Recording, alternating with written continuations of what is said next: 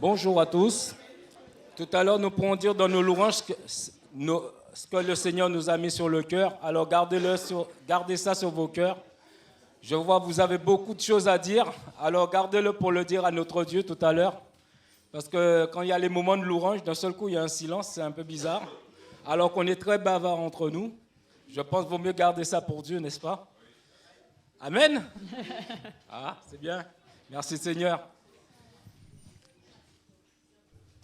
Je suis chargé d'introduire ce moment du culte. J'ai été pris au dépourvu, je veux vous le dire, on ne peut rien se cacher. Je ne savais pas que c'était moi, j'avais oublié. Amen.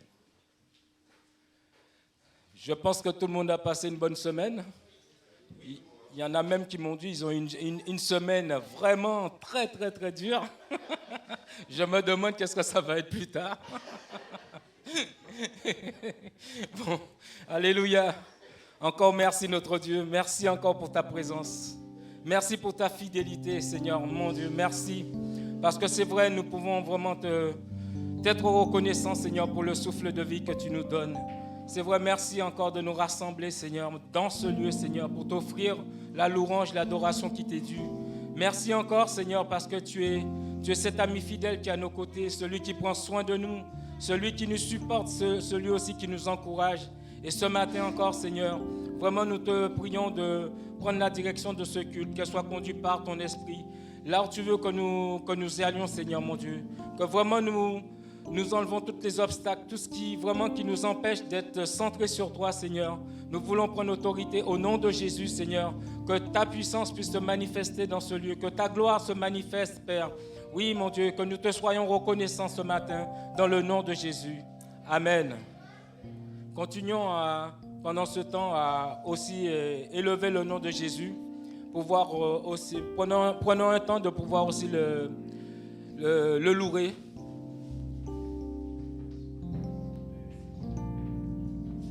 T'invitons, Seigneur, ce matin.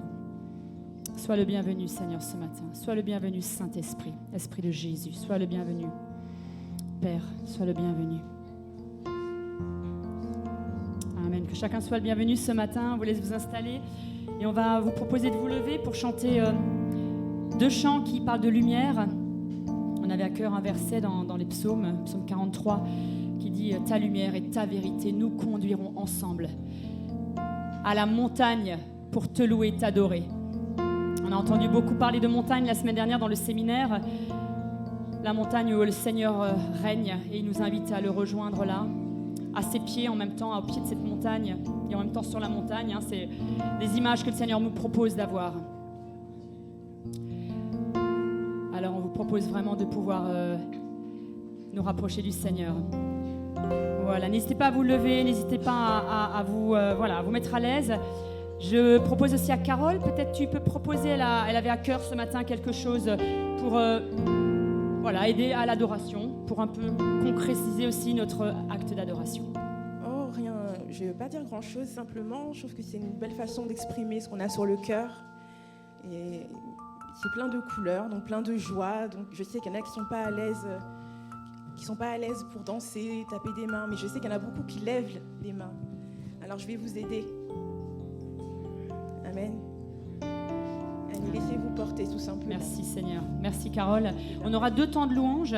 Un premier temps qui sera suivi avec les enfants aussi, qui seront avec nous, les enfants et les jeunes, et les adolescents, les collégiens. Parce que nous aurons Stéphanie qui sera avec nous. Stéphanie, une conteuse suisse qui vient avec Brigitte, qui va compter sur David tout à l'heure. Donc, on va faire un premier temps de louange, voilà, sur ce thème de la lumière, et ensuite un deuxième temps d'adoration après la partie du conte et des annonces. Voilà, donc sentez-vous vraiment libre.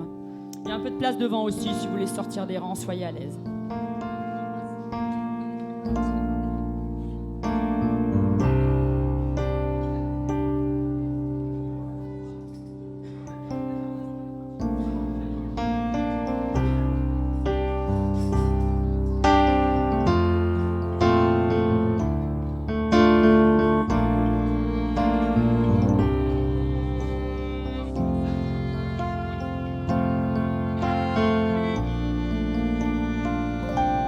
Ta lumière, Seigneur, que ferions-nous dans ce monde perdu au gré des vents. Sans ta lumière,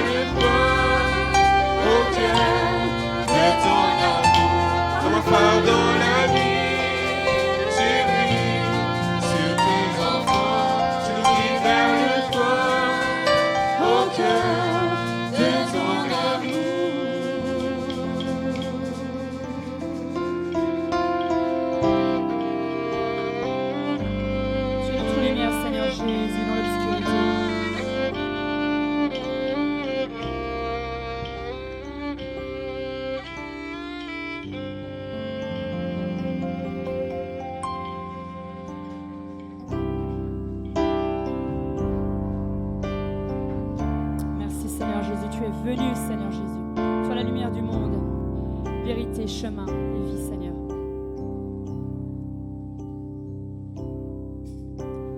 Lumière du monde, venue dans l'obscurité, tu m'ouvres les yeux et je vois tant de beauté que mon cœur ému t'adore. Je sais que ma vie est en toi. Disons ensemble, lumière du monde. Lumière du monde, venue dans l'obscurité, tu m'ouvres les yeux et je vois tant de beauté. Tant de beauté que mon cœur ému t'adore. Je sais que ma vie est en toi. Me voici pour louer, me voici à t'aimer, me voici pour dire tu es mon. Vers tout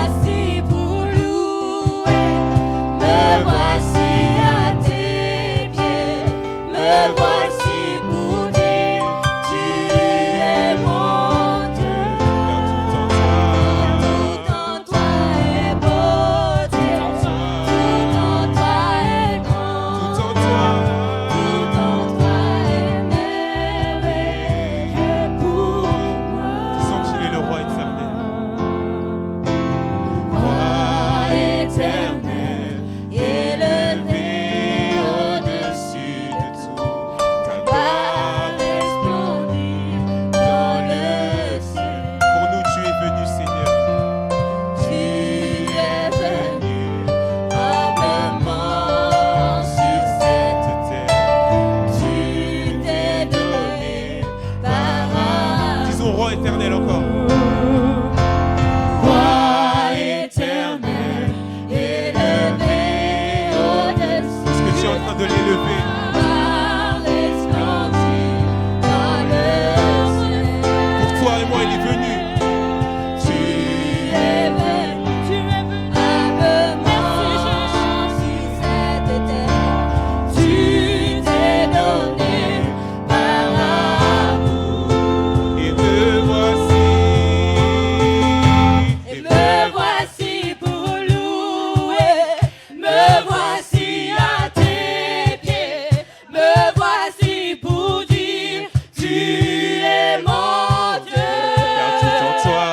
Tout en toi est beau, tout en toi est grandeur, tout en toi est merveilleux pour moi. Me voici. Me voici pour louer, me voici à tes pieds, me voici pour dire, tu es mon Dieu. Car tout en toi. Tout en toi est beau, tout en toi est merveilleux Tout en toi est merveilleux. pour Et je ne pourrais imaginer. Je ne pourrais imaginer, non, non, non, le prix payé pour mon Non, jamais je ne pourrais imaginer. Je ne pourrais imaginer le prix payé On va le dire encore. pour mon Je ne pourrais imaginer.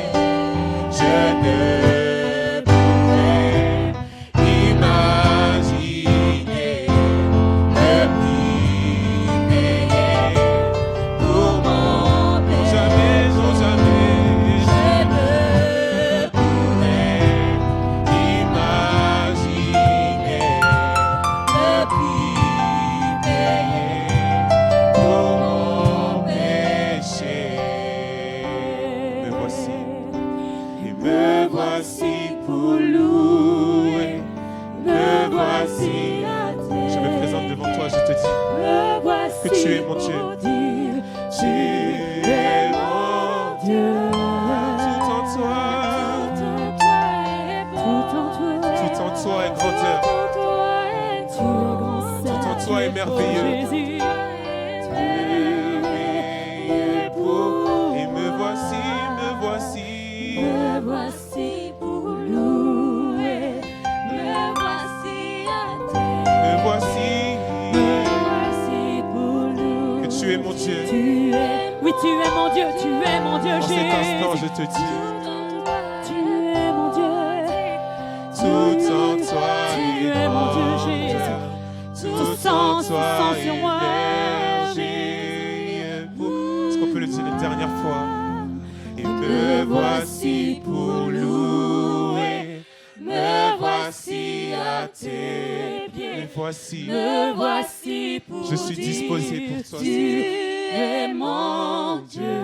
Car tout en toi. Tout en toi est beau, Tout en toi est grandeur. tout en toi est grand, Tout en toi est merveilleux. tout en toi est merveilleux pour moi. Adorons le Seigneur. Il est merveilleux. Alléluia. Il est digne de gloire. Adorons Seigneur. Il est magnifique. Jésus. Adorons le Seigneur. Nous voici devant toi, Seigneur. Élevons la voix. Louons, vraiment louons ensemble. Adorons le Seigneur par une mélodie céleste. Nous adorons ton nom, Jésus.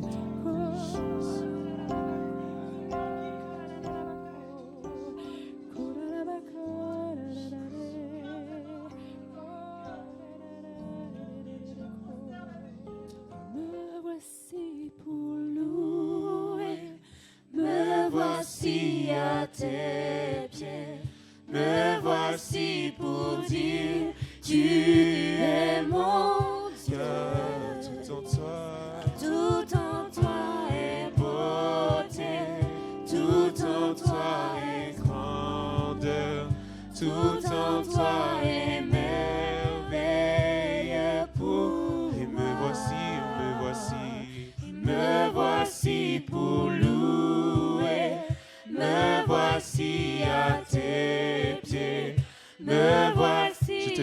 Tu es mon Dieu. Tu es Tu es mon roi. mon Dieu. Car tout en toi est beauté, grandeur Tout en toi et grandeur. Tout en toi est merveilleux pour moi. Merci Seigneur Jésus, nous adorons ton nom. Alléluia, merci Seigneur, merci Jésus. Amen. Nous allons encore adorer tout à l'heure encore le Seigneur. Vous avez plein de choses sur votre cœur, on va pouvoir le partager. On va laisser Brigitte nous présenter son amie Stéphanie. Il y a aussi des... tu peux peut-être dire un petit mot sur les bannières, Brigitte ? Tout d'abord, gloire à notre grand Dieu. C'est lui qui fait toutes choses. Donc, si je suis là ce matin, c'est lui et uniquement lui. Alors, les bannières, bon, moi, je ne suis pas fan, banniériste, mais elles m'ont été offertes. Et l'épée de la parole, l'épée flamboyante, qui coupe tout sur son passage, qui sépare la lumière des ténèbres, je crois que ça vaut le coup de la brandir. Et comme je suis censée représenter la parole de Dieu, je me suis permise, voilà, puis j'ai été poussée en avant, on m'a poussée en avant, donc voilà. L'autre bannière, c'est le lion de Juda, qui mérite, c'est toute une histoire, voilà, qui mérite d'être brandi. Donc, en ce qui me concerne, je cherche plutôt des façons de brandir plutôt que de faire joli et de faire comme ça sur la musique. Dans mon cœur, à l'intérieur, je brandis et je proclame parce que c'est le propos d'une bannière, d'être brandi. Voilà, tous les peuples ont eu un drapeau, une bannière. Alors, ça vaut le coup qu'on puisse brandir et pas n'importe comment. Voilà. Donc, comme aujourd'hui, Stéphanie... Je la vois même pas. Elle est là. Alors, je vais demander à Isabelle aussi de non, voilà. Bien, oui, que je te présente. Et il y a Marie-Catherine qui, voilà. Elle devait être toute seule finalement. Elles sont 3, mais il y a que Stéphanie qui va raconter. Mais je veux quand même vous les présenter. Stéphanie vient de Lausanne et Isabelle de Neuchâtel. Voilà, il y a eu plusieurs stages chez Isabelle à Neuchâtel aussi, des stages voilà, on a formé des conteurs chez elle. Stéphanie et Isabelle et Marie-Catherine, qui habitent pas loin d'ici, voilà, dans le Vexin, qui est, on peut le dire, on peut parler de ton beau-frère. Voilà, Marie-Catherine est la belle-sœur d'Éric Sellerier de Top Chrétien. Voilà. Elle s'est mise en route toute seule pour compter la Bible et elle nous a rejoints. Voilà. Donc, elle représente un peu l'Île-de-France avec moi. On attend que d'autres se lèvent, n'est-ce pas, mes amis ? Voilà, donc voilà pour Stéphanie et Isabelle. Merci. Voilà. C'est Stéphanie qui va compter. Voilà, je lui laisse la parole. Ah, avant toute chose, j'avais oublié, merci à Philippe. Merci à Philippe et à Annie pour laisser place aux histoires bibliques et non pas aux contes bibliques qui n'existent pas, n'est-ce pas ? Voilà, on en a beaucoup parlé hier soir. On a cherché avec Nadège d'autres appellations. On en est arrivé à se demander, à se dire qu'on était les témoins, qu'on était des témoins de la parole plus que des conteurs.